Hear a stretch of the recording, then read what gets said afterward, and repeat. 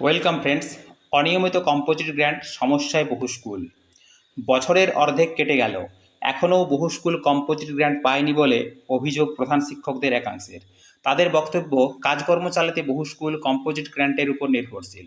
এই টাকা এখনও না পাওয়ায় সমস্যায় পড়েছেন তারা। প্রধান শিক্ষকেরা জানান, স্কুলের পড়ুয়া সংখ্যার উপর নির্ভর করে কম্পোজিট গ্র্যান্ট মেলে। সেই মতো কোনো স্কুল 50,000, কেউ 1 লক্ষ বা তারও বেশি পায়। এই টাকায় স্কুলের ছোটোখাটো মেরামতি, খাতা, ফাইল, পেন কেনা ও দৈনন্দিন কাজকর্ম প্রভৃতি হয়। প্রধান শিক্ষকদের একাংশ জানান, পড়ুয়ারা বছরে 240 টাকা বেতন দেয়। এছাড়া স্কুলগুলির কোনো আয় নেই। এই অবস্থায় কম্পোজিট গ্র্যান্ট অনিয়মিত হলে স্কুল চালানো কার্যত অসম্ভব হয়ে পড়ে। All post graduate teachers welfare অ্যাসোসিয়েশনের সম্পাদক চন্দন গোড়াই বলেন, গত কয়েক বছর ধরে এই বরাদ্দ ক্রমশই কমানো হচ্ছে, সেই সঙ্গে অনিয়মিতও হয়ে পড়েছে।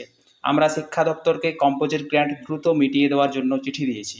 প্রাক্তন প্রধান শিক্ষক তথা শিক্ষক নেতা নবকুমার কর্মকার বলেন, করোনার পর থেকে কম্পোজিট গ্র্যান্ট অনিয়মিত হয়ে গিয়েছে।